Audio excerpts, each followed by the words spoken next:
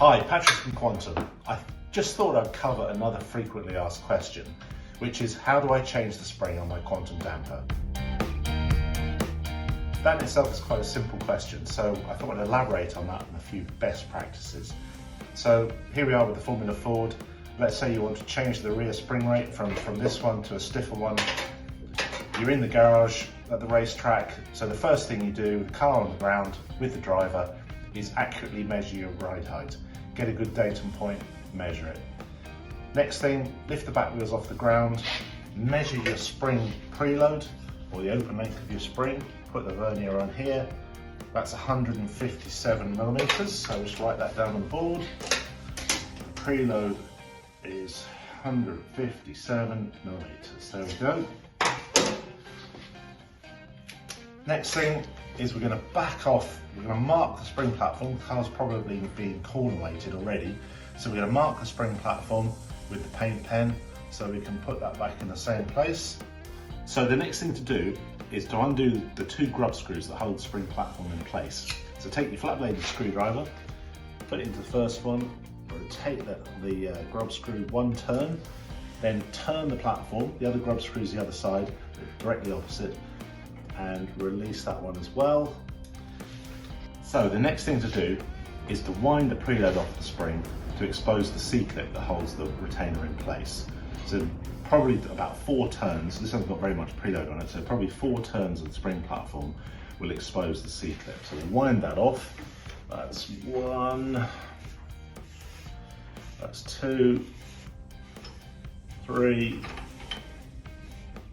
4 turns. Now, I'll pull the spring back, that's exposed the C-clip. So to remove the C-clip, just take your 2 thumbs, put them in either end of the C-clip, spread it apart, and off it comes. Now this is all free now.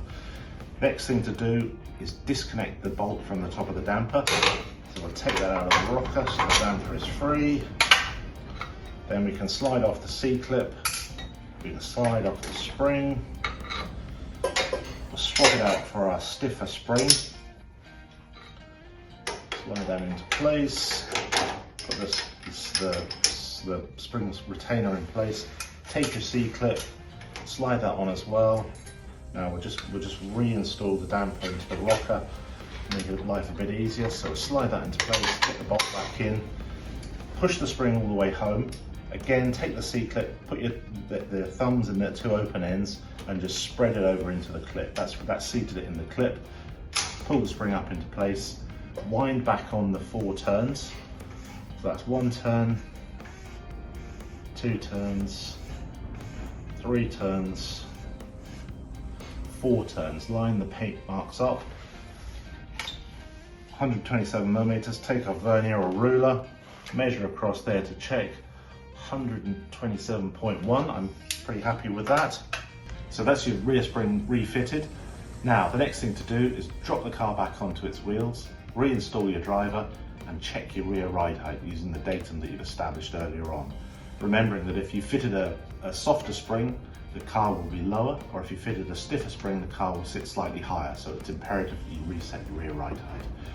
That's all you need to know about springs, so if there's anything else you want to talk to me about, contact me through the website or call me. Thank you very much for watching.